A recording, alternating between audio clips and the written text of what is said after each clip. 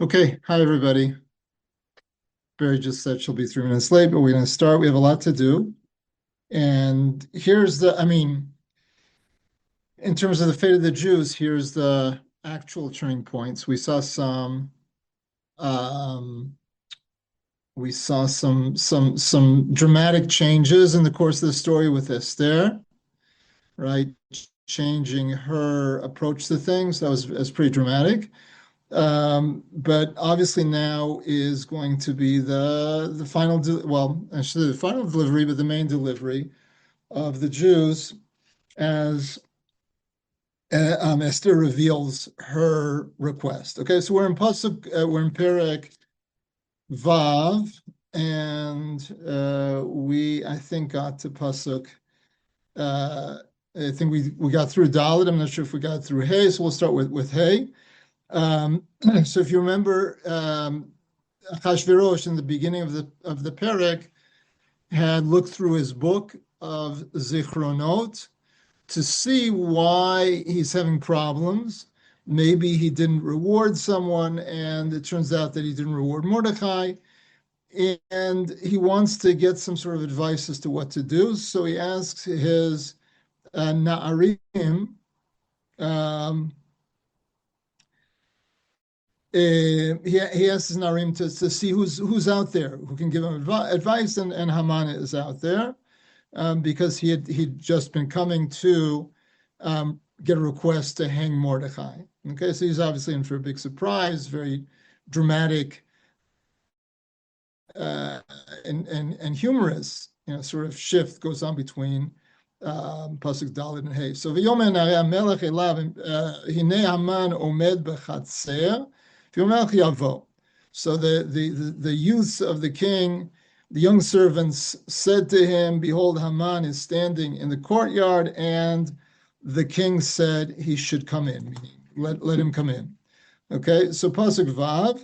I don't think we had anything on Pasuk Hey. Pasuk Vav, Yavo Aman v'yomer la'melech ma la'asot be'ish asher hamelech chafetz b'ikaro, v'yomer Aman b'libo l'mi yachpotz hamelech la'asot yakar yoter mimeni. So Haman came in, and the king said to him, "What should be done with a man that the king desires his glory?" Right? So and Haman said in his heart, "Who would the king desire to do glory more than me?" Okay, it's not outrageous. I mean, on some level, it's gava, it's arrogance, which is not out of character for Haman. On the one hand, on the other hand, it's certainly, as we see from the story, it's jumping to conclusions, and given um, the response that he gets, clearly Haman should have been a little more cautious in terms of what he presents. In any case, continuing, I don't think I had, actually, there's Evan, right, Evan Ezra on Vav, that I asked you to look at. Yeah, so it's very interesting, right? The Evan Ezra notices something about the authorship of this book, based on the phrase "V'yomer Haman bilibo," right? So maybe we already assume. I mean, we'll see that there are two ways to understand this that the Evan Ezra presents. But what's in a regular book, right? In a regular history book, what problem does that bring up? This phrase, "V'yomer Haman bilibo." That it's like a Anyone? narrative who sees through the thoughts of the characters. Right. Good. Yeah. It's an omniscient narrator. So if it's God speaking to a Navi, so we don't have a problem with that, right? So here we're in Ktuvim, right? In Ktuvim, so there's Ruach HaKodesh. Ruach HaKodesh is not really Nevuah. Ruach HaKodesh is inspiration, right? So this brings up a question, how was it written? Was it in fact a prophecy or not? How did Esther and Mordechai, right, who wrote the book, at least traditionally, or again, even if it's not Anshe Knesset Gdola, whoever you want to say it is, they're human writers. So how do they know what was going on in Haman's heart? So I don't know if anybody saw the Ibn Ezra. Is there a possible way around that to say that it's not necessarily a sign of prophecy? Anybody have a thought? Like if I was Assumption. telling a story and I was adding to the story why someone did something, I could say that like, oh, and he did this because he was thinking that it was going to be himself. That would be like kind of just adding to it, I think. Okay. So you might be saying the same thing as Zelda just put on the board. She just put it's an assumption. So I don't know if that's what you meant, Katya, or embellishment, or both, or either. Yeah. So let's take a look at the Ibn Ezra. The Ibn Ezra on Vayomer Haman belibo yesh bedivrei yachid ki mezeh hakatuv nilmad ki benuvua nechtava zot hamegillah. So one person wanted to say that from this phrase we learned that this was actually written not just Baruch HaKodesh, but actually through prophecy. And Kimio Dea Talumot Lev Kimashem Shigale Sodo Elavadav Nevi'im. Because who knows what's in the hearts of men, right? Besides God, who reveals that to his prophets, right? So God could tell him, and then Mordechai or Esther would know. However, he says, no, you don't have to say that. This is very similar to what Zelda wrote, that some others say that it was by logic, right? By analysis. That's one explanation. There's one other explanation that nobody came up with.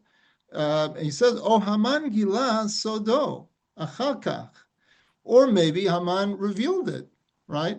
He might have said to Mordechai or to Esther, someone else, to a third person, who subsequently wrote down, a novel, the novel of Haman, So that's what he was thinking. That's why he made such a big mistake, and that became public knowledge, right? The fact that someone thinks something doesn't mean it's going to be private forever, right? And he says very interesting that the same thing can be said about when Esav speaks about killing Yaakov, right? Rivka knows, right? But how does she know? Since Esav only speaks to his heart. So the Ibn Ezra says that there also, when the Torah says he was thinking it, doesn't mean that he kept it a secret forever. It means that that's how the thought generated from internal thought process, and it grew into it had consequences. So it's very interesting. It's really three possibilities that the Ibn Ezra shows us. I mean, what's interesting is from this phrase we see there are three different ways of understanding what how to look at it. Yeah, okay. So we'll leave that there. And we will go on to the next verse. Pasuk Zayin. V'yomei Haman el HaMelech ish HaMelech yafetz b'ikaro. Yeah, right. I remember it's not the end of the sentence. Yaviu lavush malchut asher lavash b'hamelech v'sus asher chav alav hamelech v'asher nitan keter malchut berosho. So they should bring, meaning people should bring the clothing of royalty that the king wore and the horse that he rode, that the king rode upon, and the crown should be the crown of royalty. Um, should be placed upon his head. Okay, so again, Haman thinking that it's going to be him makes some pretty steep demands of the king. You know, this is really sort of edgy in the sense of what he thinks that should happen to the person the king should want to honor, especially if you remember, right? Achashverosh already may have suspicions about Haman, given that he's invited the party, right, twice with Esther, and he's not at this point. He's a little bit not so clear on the nature on Haman's nature. So, it could well be that the king kept that to himself. Haman was not aware of it, so he's pushing further. I'm never going to be king, but at least I can look like a king. Let me take it as far as I possibly can. It's worked for me so far. No reason to think otherwise. Tov, there was something here also I wanted us to look at. Again, the Evan Ezra. So, yeah, um, well, actually, did I translate it? I didn't fully translate Birosho. I mean, obviously, Birosho means on his head. Is that the only way to translate it? On his head? In How his else do we head. translate it? True. I don't know what we do with that. They have the crown in his head, but you're right. Um, when you have a preposition like that can go both ways, it can easily go in a simpler way. I think that's what we're going to go. But I'm looking more at the vav birosho, and I know Tova's here. She's probably heard this a lot of times. Like on Um, one's head, on someone's head, on like someone's, well, on like his head or The Rosh Hashanah, right, like their head. The a king's head. masculine can also on be its head. Oh, vad. meaning the horse. It's Oh, a, the horse. that's right, Yeah. exactly, right. So we'll see that the Ebenezer wants to say that it's the horse's head, and we'll see in a minute why he wants to say that.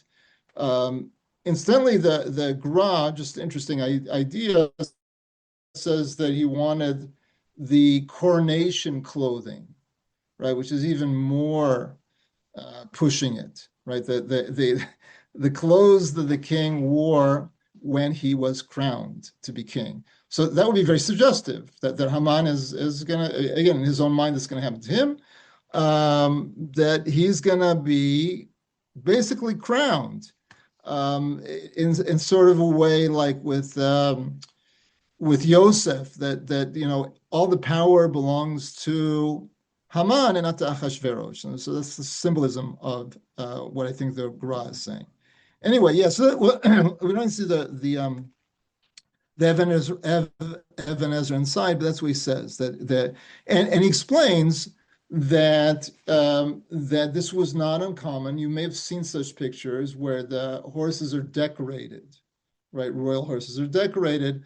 So it wouldn't be so unusual to have a crown as well. And the Evan Ezra says that, in fact, he's aware that that's something that was done in some places.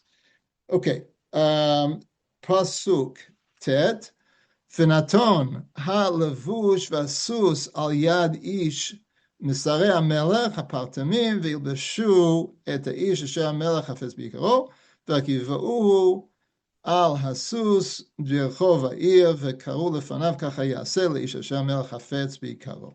Okay, so again, it's continuation of the same thought.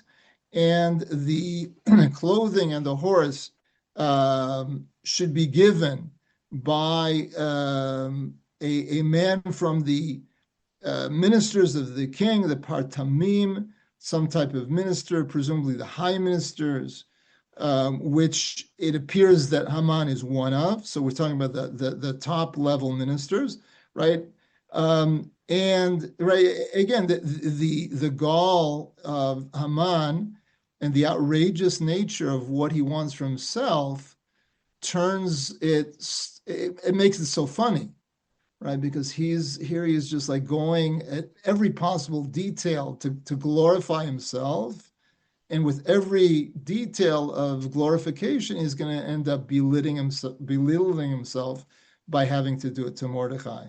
But in any case, just continuing the pasuk, the translation of the pasuk, he should dress. He should dress the man that the king whose glory he desires, and raise him up. Second. Yeah, actually, Mefarshim point out that if you look carefully at the verse, Naton is singular, meaning that should happen. The clothing should be given by one of these great ministers, but Hilbishu and Herkivuhu is plural, right? Meaning helpers should, at that point, dress this man, right?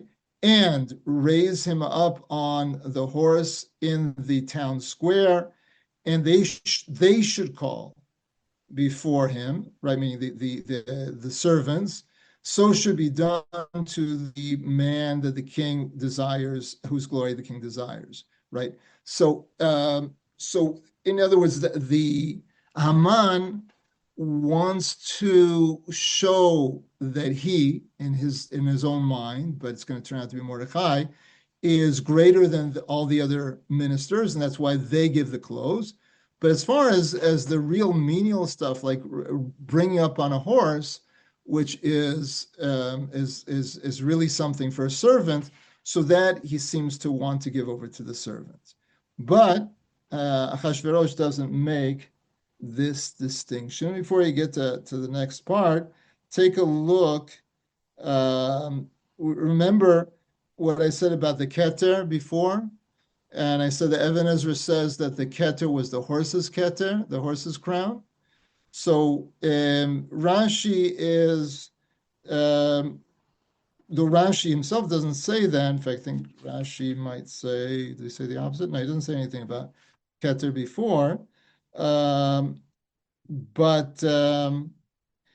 Rashi gives a different shot, but we'll understand better why the Even Ezra says what he said. Take a look at Rashi. V'natan halavush v'ashus al yedei ish v'taketa lo iskir.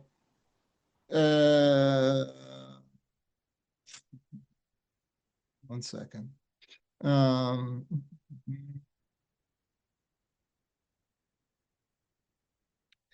Yeah. Yeah. Okay. Yeah. So Vaketa lo eskia, and now Haman doesn't mention the crown anymore, right? In other words, Haman before said, he should give him all these clothings, right? The clothing, the sus, the keter, and now he talks about the lavush, and he talks about the sus, but he doesn't talk about the keter. Why not? So, like I said, the Even Ezra has an answer. The Even Ezra says that he wasn't supposed to get the keter. The horse comes with the keter. Horse comes with a crown. But Rashi says something else, right? Anybody want to guess what Rashi might say? Or the truth is, I didn't see it, but there's also a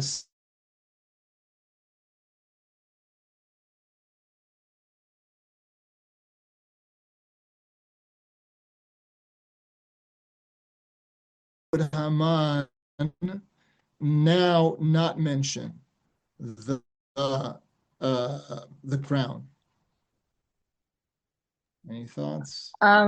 Is it that he saw that Achashverosh was kind of like feeling a certain way about like kind of feeling maybe um like feeling kind of like jealous or feeling self-conscious or like that his position was gonna be taken, and so he was like, okay, I'll leave it at that, like that's enough. Right. So did you see Rashi or Yeah, I briefly looked at it. you didn't see Rashi? I did for just a second. You really? Okay. So you remembered Like it well. yeah, like 10 minutes before we Ah, started, I sat down and okay. was like quickly looking at some things. Great. Great. 100%. So yes, that's what Rashi says. Take a look inside. ונתן לבוש והסוס על ידי איש, ואת הכתר לא הזכיר שראה עיניו של המלך רעה, על שאמר שיתנו הכתר בראש אדם. Right? So he didn't mention the crown because he saw the eyes of the king being bad, meaning unhappy, angry, whatever you want to call it. That he said that a crown should be given on the head of a person, the head of another person besides himself. So um, well, I mean, which I think works very well. In other words, again, Haman is really going all the way. He's like saying, here's my big chance to get everything I want, except for the actual position of being king. So he pushes as far as he can, and even if Achashverosh doesn't suspect anything, he's pushing really hard. And therefore, we can understand that Achashverosh might start at some point saying, what is going on with this guy? Right? He's a maniac. So that's what Rashi says, right? Incidentally, if we want to read it that way, it's again a certain. I mean, it's one more incident where God is pulling the strings. And as God gives Haman this opportunity to make himself look bad, not only does he give him the opportunity to raise Mordechai, which will encourage Esther, but also brings down Haman. That, in other words, we all know that we'll read it still tonight, today, whatever, that Achashverosh is going to get furious with Haman, right? But that transition is not, on a split second. Remember, he loved Haman, right? He gave Haman, you have this people you don't like, do what you want with them. I don't even need the money, right? Let's drink to it, right? This is best buddy. And, who says that just because he wants to kill Esther, who he hasn't seen in 30 days, that Achashverosh is going to say off with his head.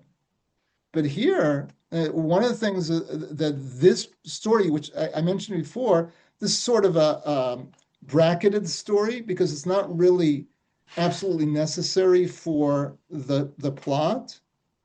But we see certain details really set up the next part. And it's almost like it's a scene like in a play where you switch to a different place, something that's going on simultaneously. So as the story of Esther is unfurling, Haman's being lowered in the eyes of Achashverosh is also unfolding. And I think we see another indication of that very soon.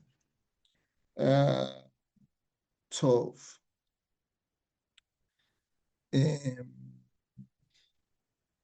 Yeah, fine. Okay. So, Pasuk Yud.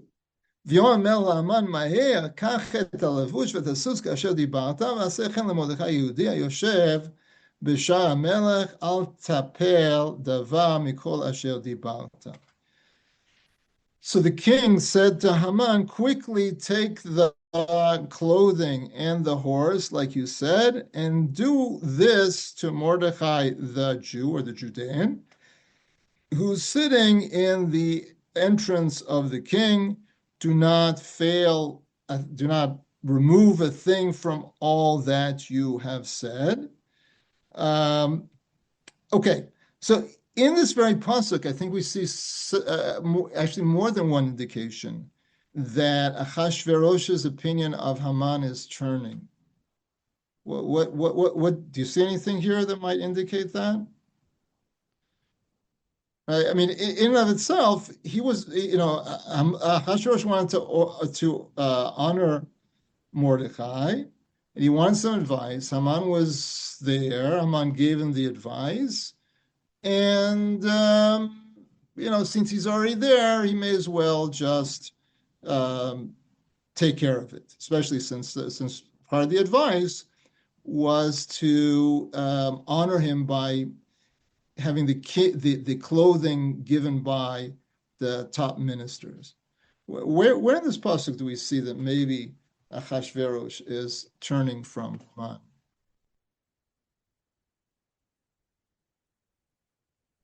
So I want to give you. Go ahead.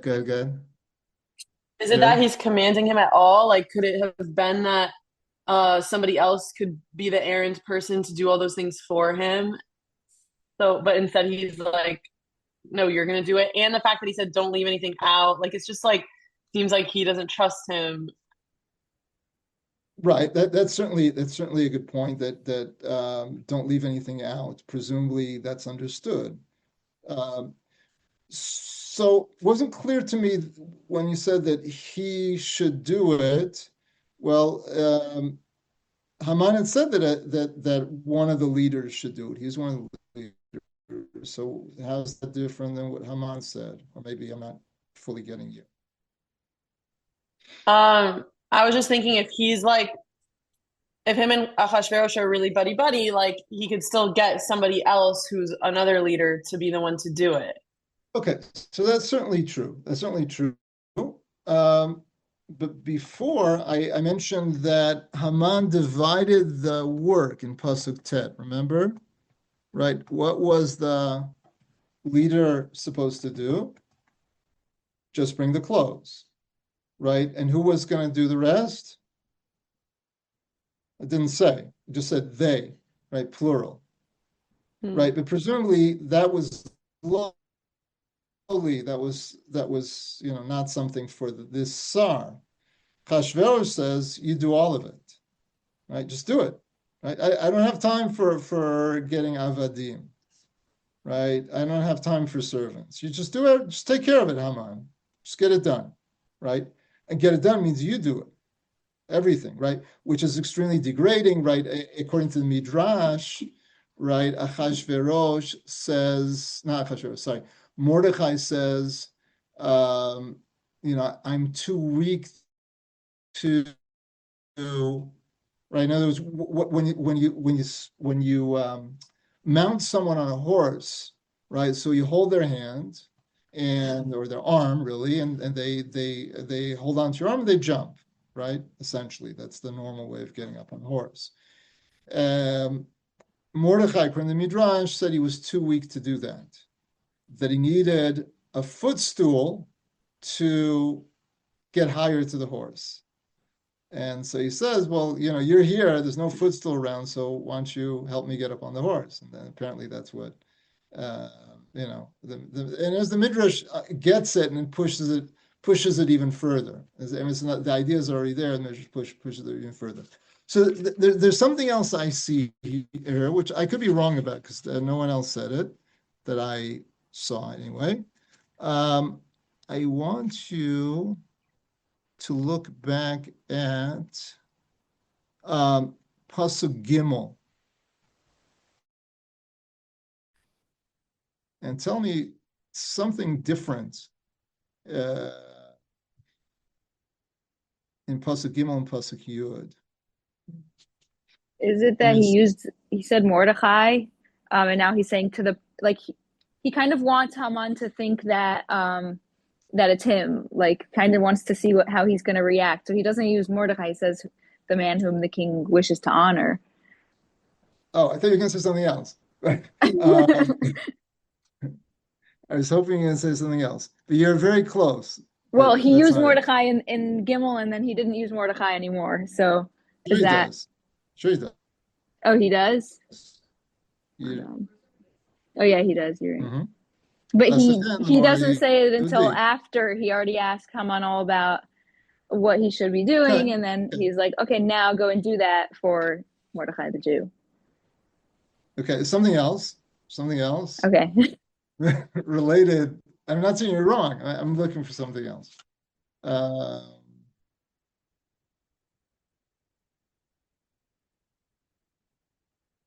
There's a word missing in Gimel that's here.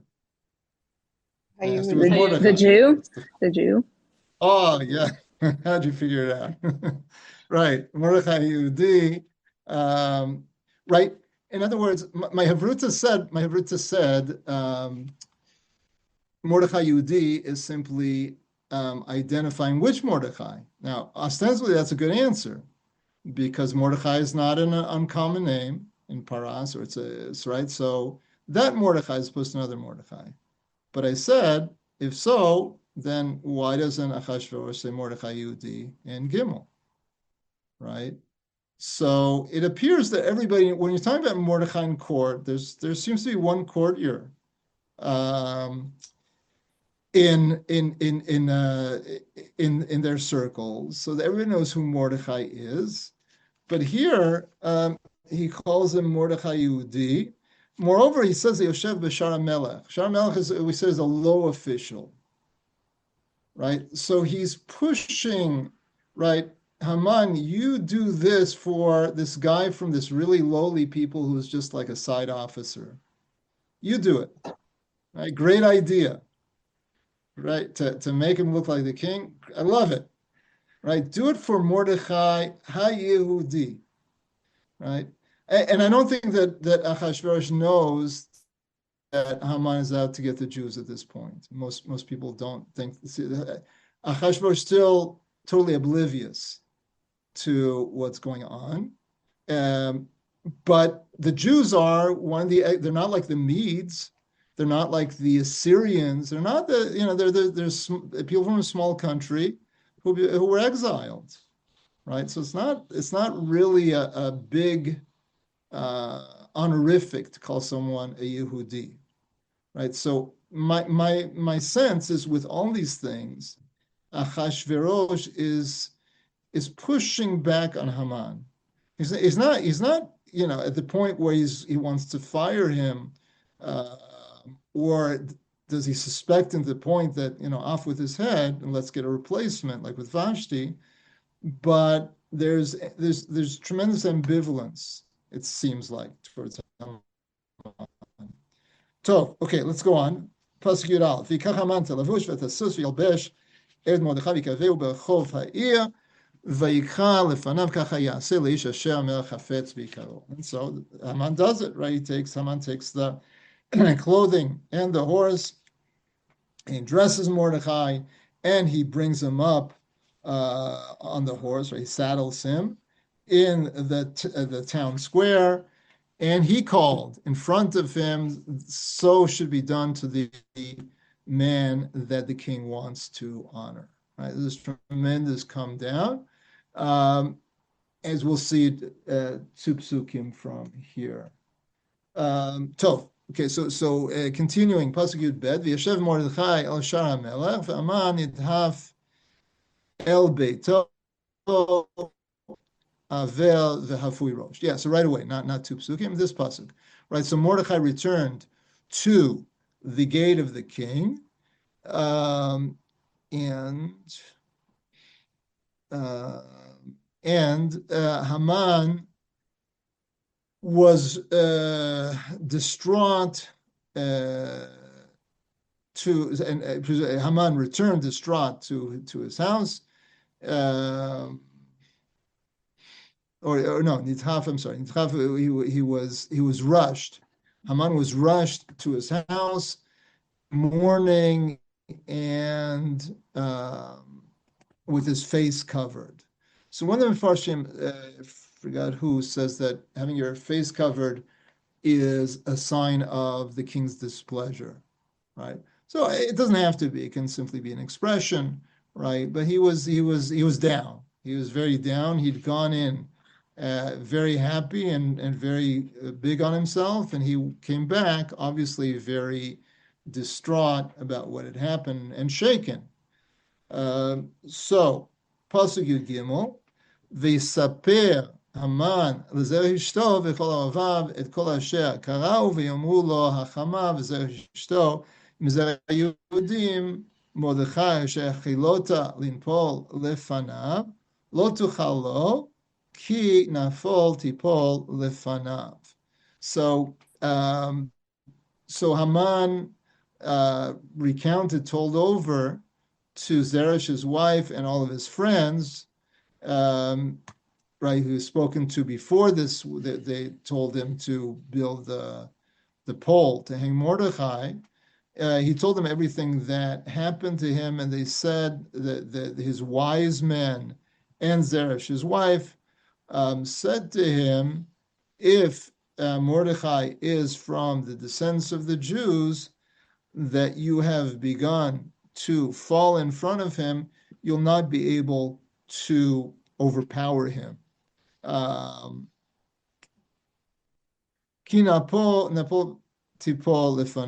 normally we read that as, but rather you will certainly fall before him. So the Malbim ask over here, like what kind of words are this for them to say? Like, even if it's true, how are they helping him by saying, well, if he's Jewish, forget about it. You're done, right? And also, what's this if he's Jewish, right? Isn't it already known that he's Jewish? So the Malbim is something that's nice, and I think the Gras is something very similar. They want to word the word ki differently than the way I translated it. I translated it, but rather. Second. So yes, yeah. So the truth is that they translate it, but rather also. But yeah. So the difference is I translate. You will certainly fall before him. Any other way of reading that? You will certainly fall before him. But rather, so they both want to read it as rather you should fall before him, meaning that the only way you'll survive this is if you humble yourself to Mordechai, right? Not that you're lost. There's nothing to do, but rather there's a way out, and the way out is to humble yourself before Mordechai.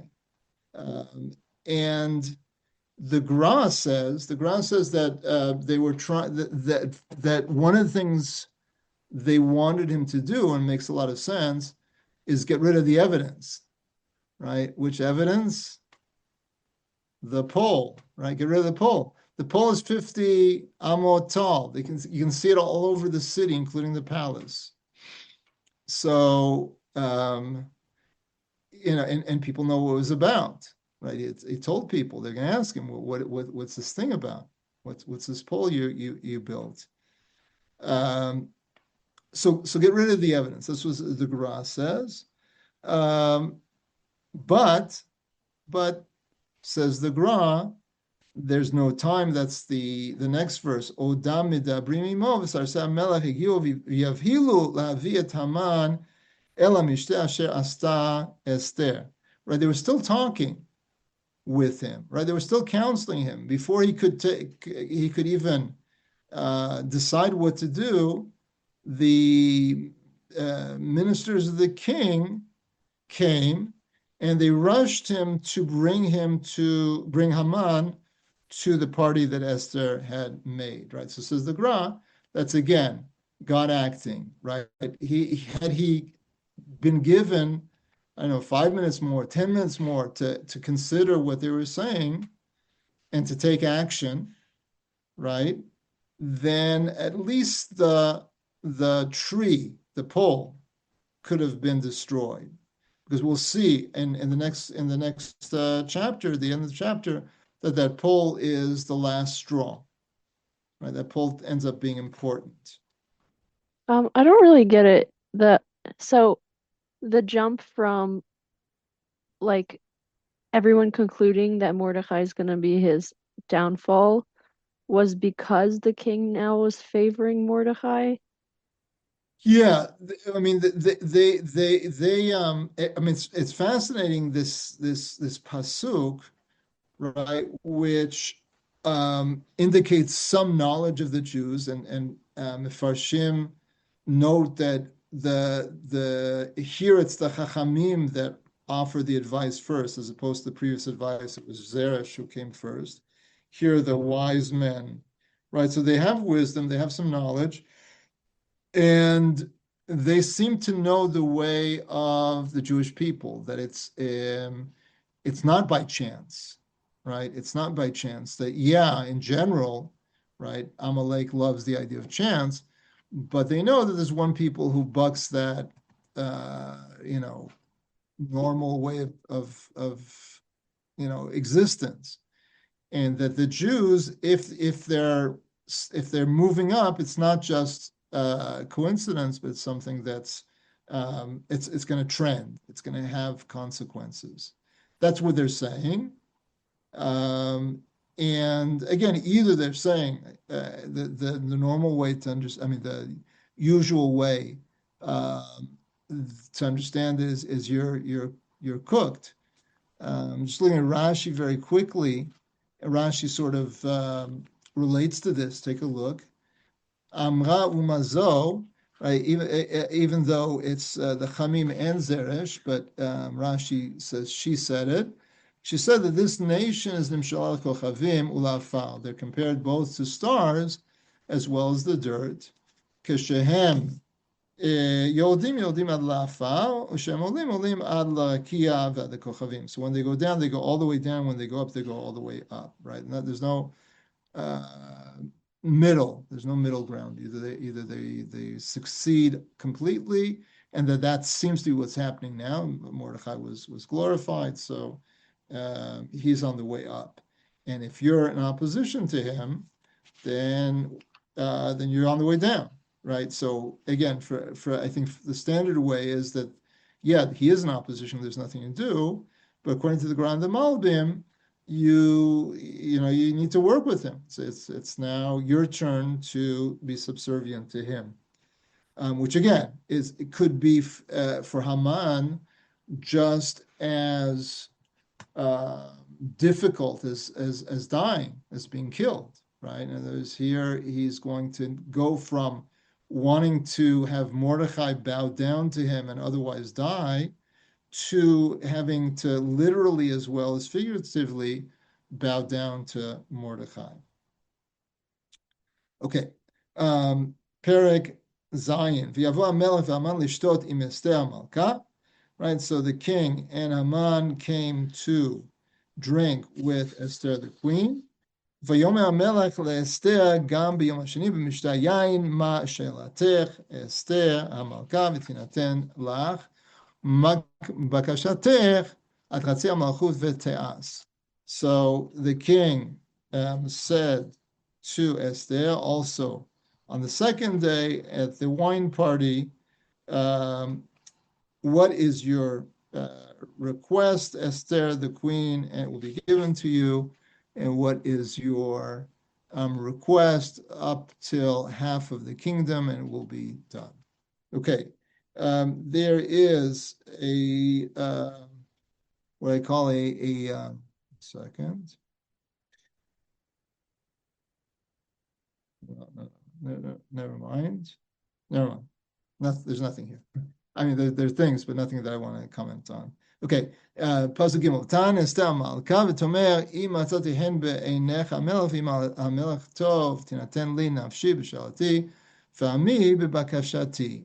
So she comes with a very surprising request, and Esther the queen answers and says, if I found favor in your eyes, O king, which incidentally I noticed is in second person, Beinecha. I'm not sure what to do with that, but just keep that in mind.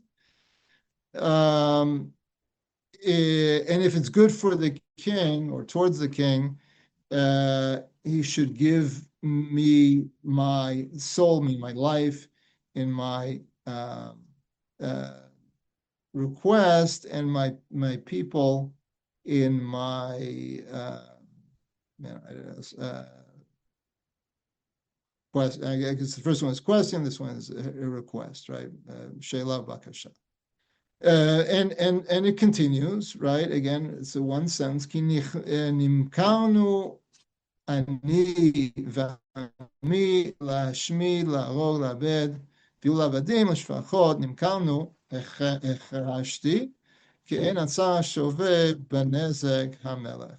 So because, right, Esther says right here, because we've been sold, me and my people, to be destroyed and killed and lost.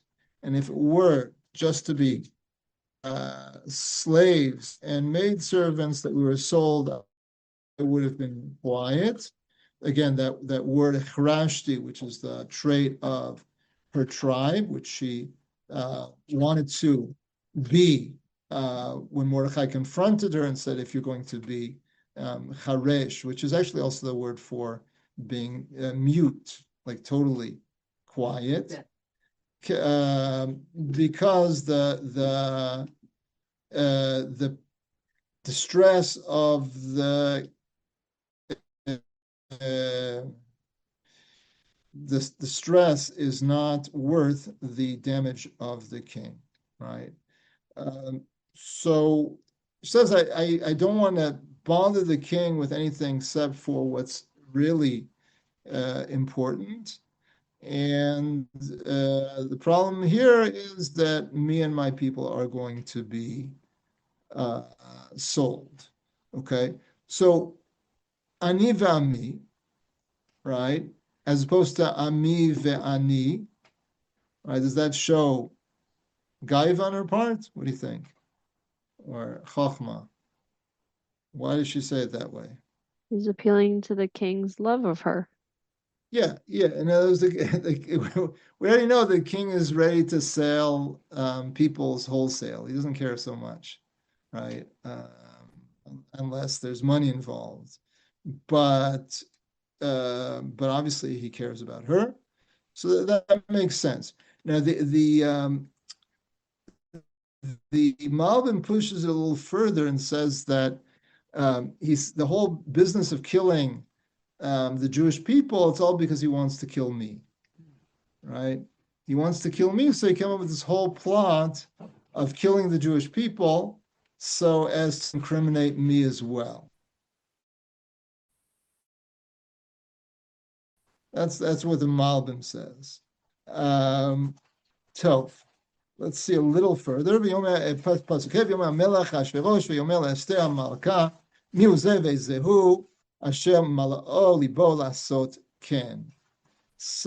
the King Hashverosh says, and he says, again, the King Hashverosh said, and he said to Esther, the queen, who is this? And which one is this? Whose heart filled him to do this, right? So this pasuk is fascinating on all sorts of levels, right? Again, if you remember what I said a little bit earlier, that Achashverosh is oblivious to, that Esther is Jewish, but he's also, how many nations is he planning to kill? Presumably there was only one, right? And Haman, he was the one responsible for that decree. Again, I may be wrong about that. Maybe he's killing lots of people, but I would be surprised. In any case, even if it's when I said lots of people, that's an exaggeration. 3 nations, 4 nations. How many nations is he going to exterminate? Right. So, given the small amount, and that said could well be just one, right? Achashverosh should know who it is, right? And yet, simple reading is that he doesn't. Okay, so this is a classical Rashi question towards the beginning of this passage. I'm sure you all noticed it. Everybody noticed it. A double lashon. Yeah, double lashon. What's the double lashon? Vayomer. Right, V'yomer and then V'yomer, right? There's no new statement, right? So everybody's doresh this. Everybody says something about this. We'll look at 3 different opinions. Look at Rashi first. V'yomer V'yomer Esther Hamalka. So Rashi first makes a systemic observation. He says, "Kol makom shenema vayoma vayoma shne pamim eino ela midrash." Right, and when the Torah does this and says vayomer twice for one statement, so it's coming to teach something midrashically. Right, it's coming to extrapolate something from it.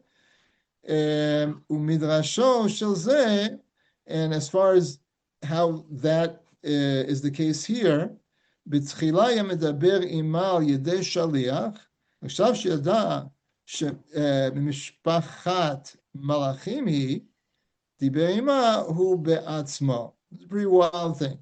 He says that up until now he was speaking through an interpreter, but now that he knew that she came from the family of kings, he spoke directly with her. So first of all, it's pretty wild because I think none of us would have thought that he was speaking through an interpreter up until this point. But on a textual level, and I want us to focus in on this Rashi, because he says something which is not obvious, but I think if you think it through, you'll figure it out. He says that at this point he realized that she was from the family of kings. Did she say she was from the family of kings? She just said she was Jewish. So how did he know?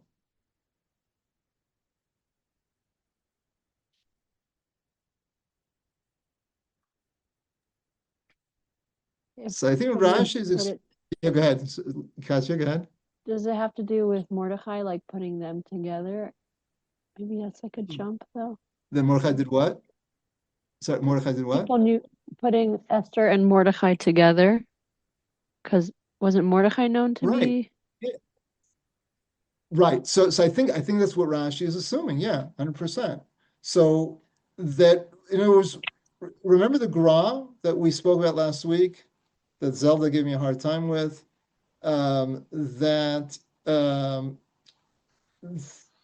he could have adopted. No, it's fine. It's good. It's good to give me a hard time. That he could have adopted anyone from anywhere. And as according to the Gra, what do they know? They knew everybody knew 2 facts. He was Jewish, and he raised her.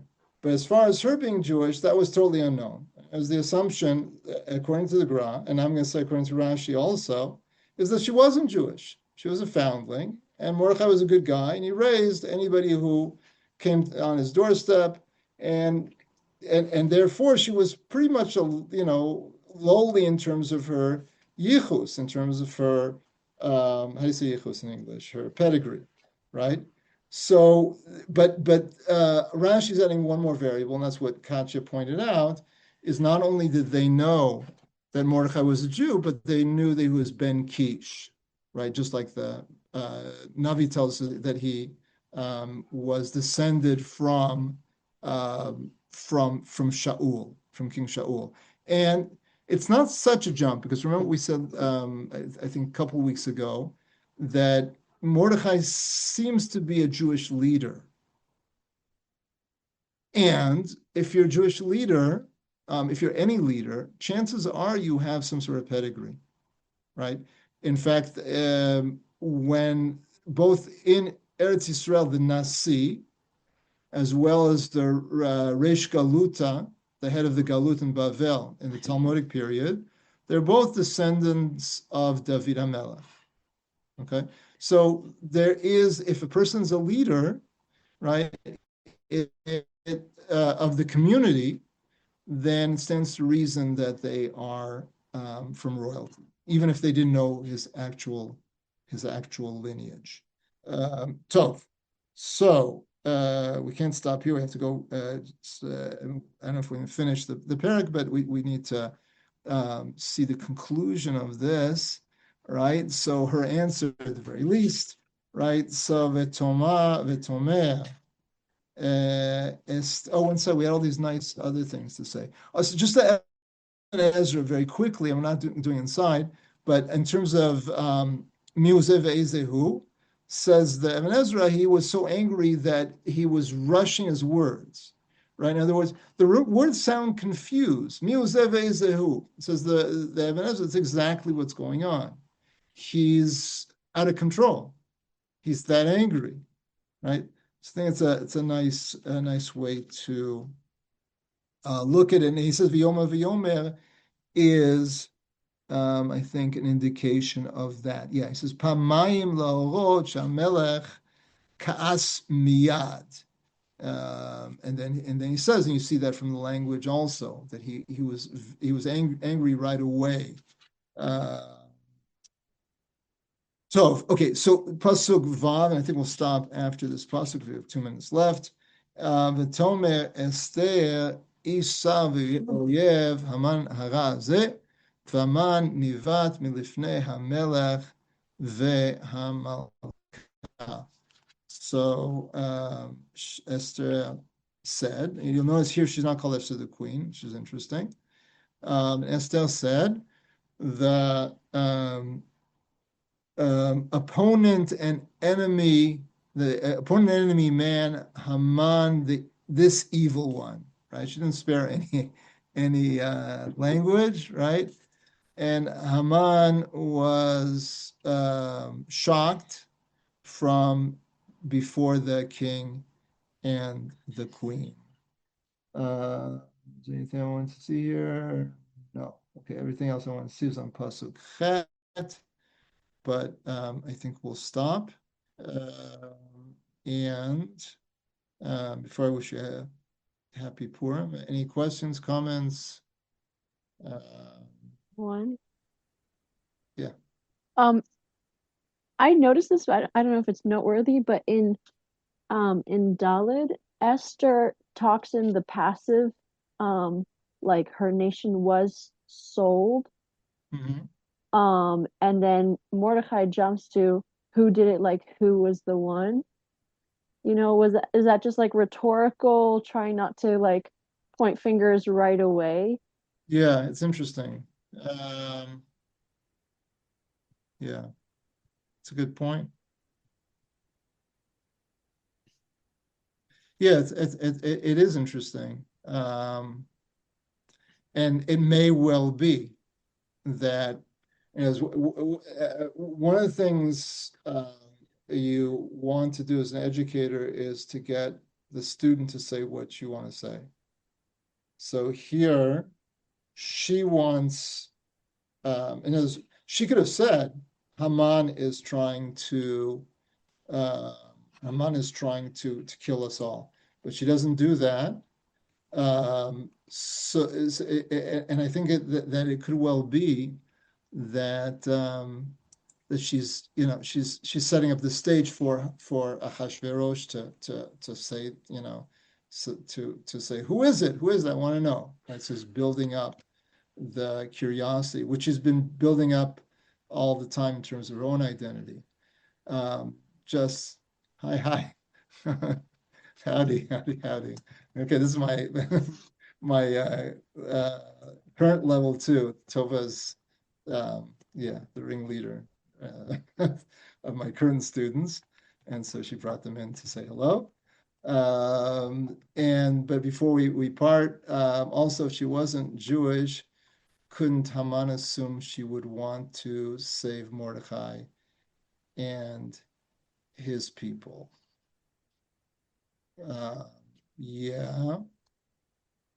I'm not sure what Zelda, what you want to add to that. I'm not sure. I think that's true, but I'm not sure what you.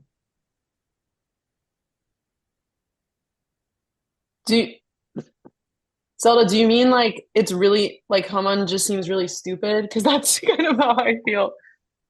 Sorry, yeah. So, like, everyone knew that she had a close relationship with Mordecai.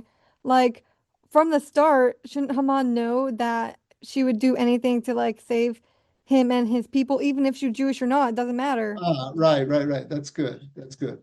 Yeah. So you have some Mefarshim that say that he avoided the people's identity for that reason. That's why he's not spilling the beans to Achashverosh. It's almost as if he's hoping that Esther is either not going to find out or not say anything. And by the way, both of those are reasonable possibilities, right? We know Esther's trait is to be quiet, right? So, you know, in Haman's mind, right, especially given the risks of upsetting Achashverosh, it's not clear. As long as he plays it diplomatically, then he's okay. And he plays it, you know, he's aware towards the beginning that it's not so easy to get rid of Mordecai. That's why, you know, he comes to his family, he doesn't know what to do, and they say, well, you know, build the pole, right? And as far as the Jews, again, the idea was to find a svara, logic to motivate the king to kill Mordecai's people. And it's interesting. We saw here that the Malbim said Esther was saying that really it's about me, and killing the Jews is an afterthought. Well, on some level, it's not completely incorrect, in the sense that it's not Esther, just replace the word Esther with Mordechai, and it would be true. The Jewish people for Haman is an afterthought. He wants to kill Mordechai. But in order to kill Mordechai, he has to kill all the Jews, which we spoke about. Okay, ladies, hopefully this, we're continuing. Bezrat Hashem will continue and we'll make a siyum, but not before Purim. And should wish everybody to have tremendous joy, and you're well prepared to spread the Torah that you've learned, and other Torah also shall be Marbitz Torah, and Bezrat Hashem will send us lots of brachot me'ein, similar to what we had Purim time many years ago. Okay, take care, everybody. See you next week. Amen. Thank you. You. Thank you, Rabbi. Bye. Xav Sameach. Thank you. Purim Sameach. Amen.